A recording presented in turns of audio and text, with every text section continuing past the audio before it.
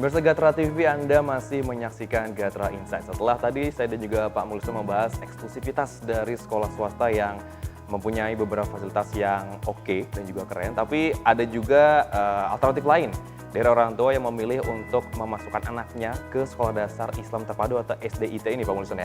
Nah, kira-kira ada hal yang spesifik berbeda nggak sih dari sekolah negeri, kemudian swasta, dan sekarang ada lagi di Indonesia SDIT ini sendiri? Ya, sebenarnya kalau SDIT ya kita tahu kurikulumnya sama ya dengan negeri maupun swasta, karena dia mengacu pada kurikulum yang dikeluarkan Kemendikbud gitu.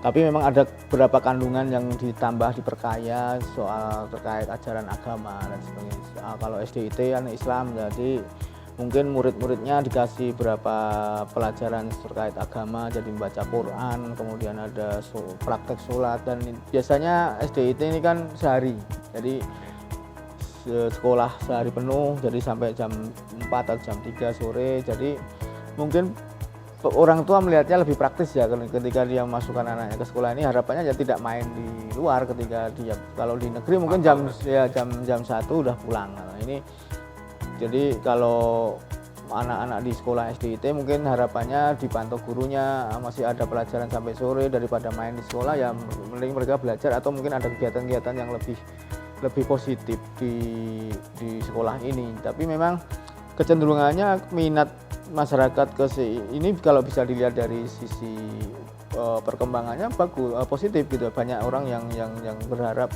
memasukkan anaknya ke sini. Nah, ini juga jadi salah satu kenapa orang tua pengen anaknya masuk ke sini, karena mungkin juga dari ini kan pendidikan dasar, sekolah dasar ini yang mungkin pembekalan soal agama perlu diperkuat. Ini yang mungkin salah satu hal yang pengen didapatkan orang tua sekarang gitu. Karena kan mungkin di Indonesia juga banyak mayoritas muslim juga, Pak Mulson ya.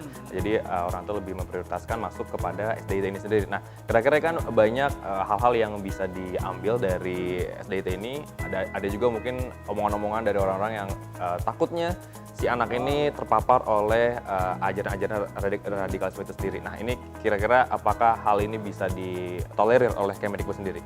Saya kira kontrol yang diperlukan saat ini memang mengontrol kurikulum atau memang apa yang diberikan di sekolah-sekolah itu ya.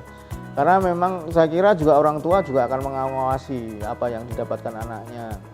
Kalau misalnya ada perubahan, nah ini saya kira juga orang tua juga harus waspada kalau memang anaknya diberikan ajaran-ajaran yang di luar sesuatu yang biasa gitu ya, misalnya ada suatu kefanatikan atau intinya ajaran-ajaran yang agak berwenang soal menyangkut kekerasan juga. Ini harusnya memang sudah dikontrol dan tidak harus kementerian atau negara, tapi juga orang tua juga harusnya ikut secara aktif melakukan pemantauan, karena ya mungkin secara pengalaman belum ada ya kalau selama ini didapati apakah dia mengajarkan radikalisme.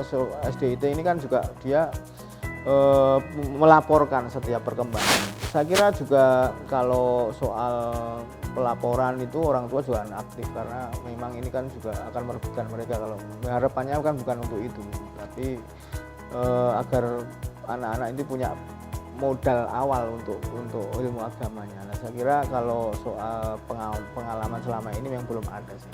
Oke, berarti semuanya balik lagi kepada pilihan orang tua dan juga anak itu sendiri berarti ya? Ya, intinya juga kontrol tadi bahwa boleh saja misalnya memberikan ajaran agama sesuai dengan ajaran agama, ilmu-ilmu itu memang bagus. Tapi kalau sudah akhirnya agak sesuatu yang memang berbeda atau yang memang bisa merugikan lingkungan, seharusnya memang orang tua segera melapor atau melakukan penyelidikan atau berdiskusi dengan sekolah atau mungkin dengan dinas pendidikan setempat. Karena saya kira ini kan juga kadang bukan kehendak sekolah, mungkin ada pengajarnya atau oknum-oknum yang memang tidak bertanggung jawab yang memang bisa melakukan itu gitu. Itu kewaspadaan itu juga perlu, meskipun memang selama ini belum ada kasus seperti itu.